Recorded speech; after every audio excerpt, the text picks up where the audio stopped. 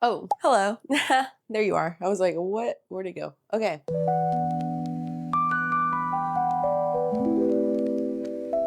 Hey friends, and welcome back to my channel. My name's Allie, and in today's video, we're going to be reading what ChatGPT tells us to read for this week.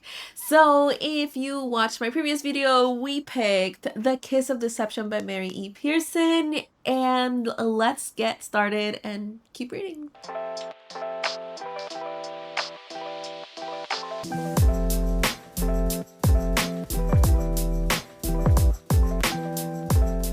We weren't recording this whole time. I just gave you guys the spiel and it didn't record.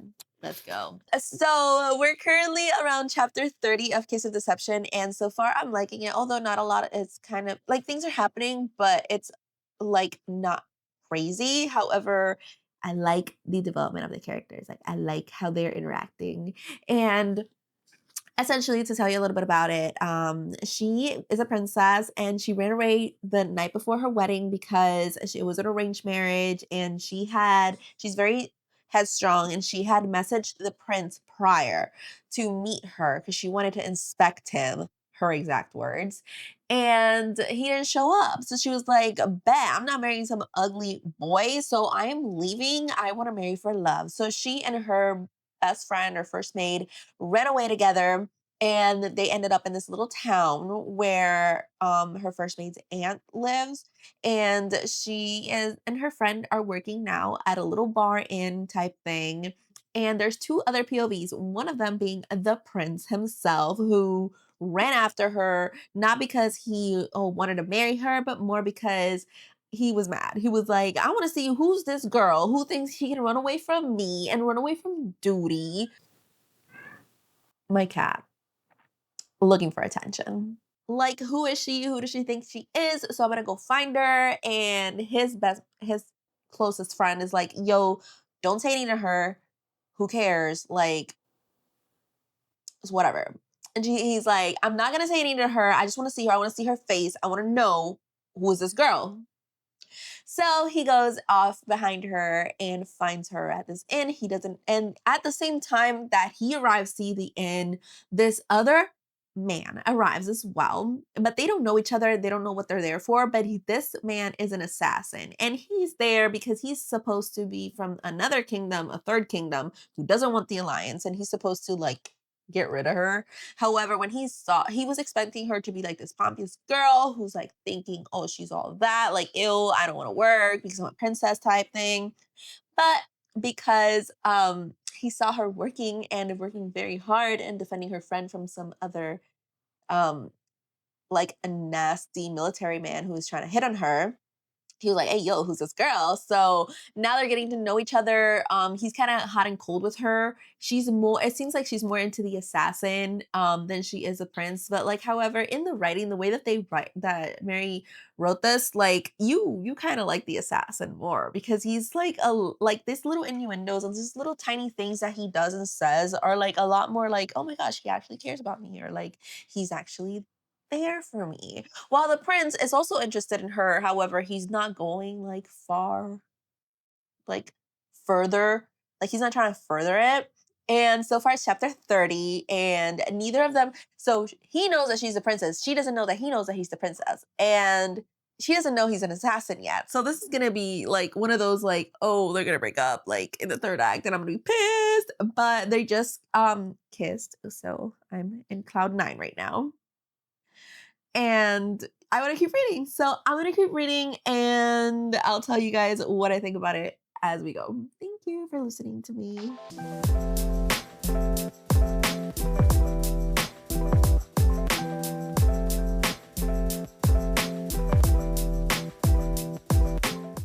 Wait. Wait.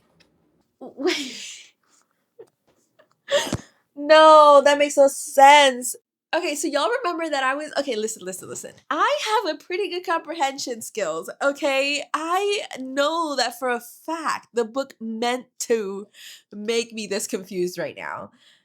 literally deception. Literally a kiss of deception is what I just felt, okay? Basically, like the remember I was telling you guys this book has like a 3 POV like different point of views, but it turns out that the person who I thought was talking, like I don't want to spoil anything for y'all, so that's why I'm going to keep it really light. But basically, I don't the person who I thought was a person was not the person who I thought they were, and it was like vice. This is insane, y'all. Like I am like right now I'm flabbergasted because this has never happened to me before. Like, I'm pretty good at figuring stuff out, and I did not see this coming. This is how much I have left, and I don't know where this is going. And I want things to end well because I don't have book 2. And we're also doing a challenge. So ChatGPT tells me what to read, and I can't just jump into book 2, and I am going to have a fit.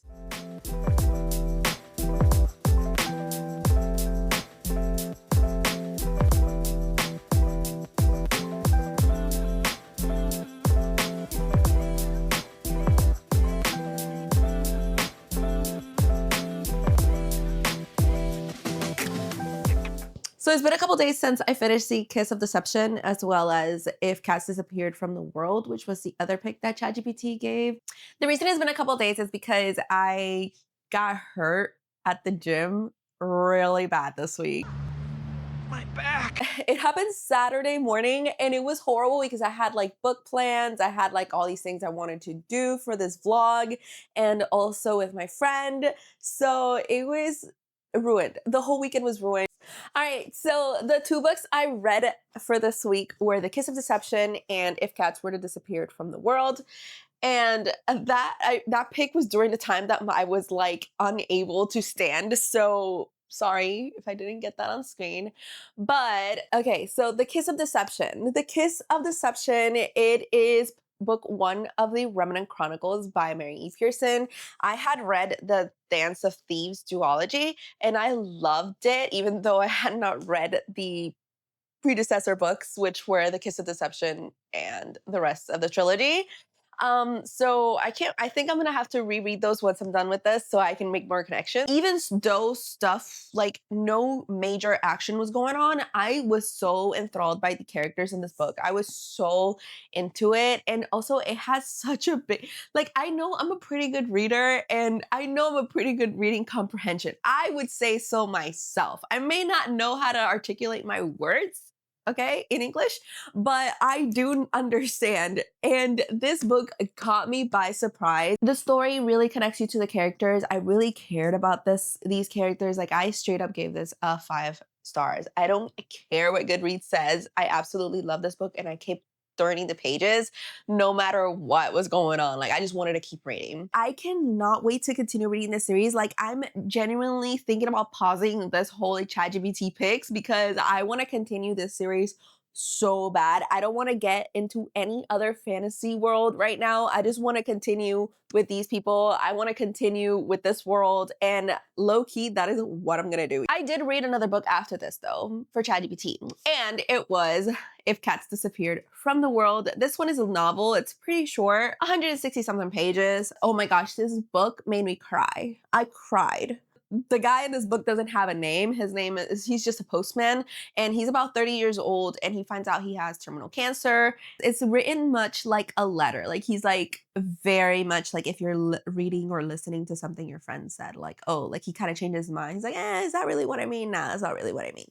But I like that type of writing because it just feels so natural and it feels so easy to read, and it doesn't really require that many brain cells which go into reading fantasy. So that's why I was so happy that ChatGPT kind of brought me into more of a literary fiction route rather than keep going with the fantasy, because I was like, oh my gosh, I just finished this big fantasy book. I have all these things in my brain and now I'm gonna have to replace them. But then chat was like, no, just read this. And I was like, oh, thank you. It's really thought provoking and it makes you really think about like what is meaningful in life, what is not meaningful. Like a lot of things that we take for granted and think like, oh, like we could live without that could be like a major thing in somebody else's life. Like that could be their whole life. Again, he has like terminal cancer and then he has like another day or two to live and the devil shows up and he's like, yo, I'm going to grant you another day for every time that we make something disappear from the world. And, you know, they go through a series of things And you see kind of the effect of that on the world. Some of it is like meaningful, and other times it's like who like nobody even noticed that it was gone. Like when he first got the diagnosis, he's like, the first thought that popped into my head was that I was one step away from earning a free massage at the spa. And I just annotated like how it's funny that whenever like we're faced with like the end times or like the end of our life or even thinking about it, we think about the most arbitrary things, like the silliest things that like, oh, like it, like as if that would give us an excuse to continue. Luca's doing crazy parkour right now, and I'm afraid for him. He's trying to jump from my chair, from my gaming chair, which he has destroyed with his little nails, to the windows. Sir, do you need help? No, he did it. Oh, he did it without even jumping. Okay. Cats, right? Yeah, I give this book a 4 stars and I really liked it. Now I'm gonna go to the bookstore because I wanna go get the rest of that trilogy.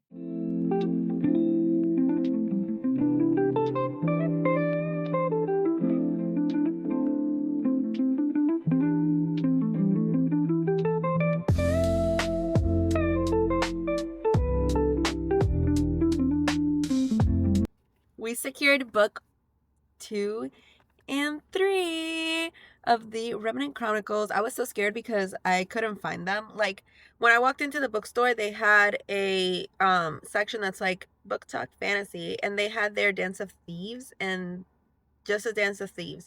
And they were like scattered. Like Vows of Thieves was also there, but it wasn't like right next to Dance of Thieves, so that was kind of weird. But then I kind of went to the fantasy section and they didn't have any of her books. So I'm like, okay. So then I went to young adult and I found Dance of Thieves and Kiss of Deception and the third book. And I was like, no way they don't have the second book. I was so sad. I was like, ain't no way. The book that I need, they don't have. But then I looked at the bottom and they just had it like at the bottom of the bookshelf next to Dance of Thieves. So it was weird. Like I'm like, who organized these bookshelves? Like what just happened? But anyways, I'm happy we found them. We also got, I love Pokemon, so I had to get this Pokemon bookmark. It is so freaking cute. And I also like the red to kind of match with the heart of betrayal. So I got this one as well.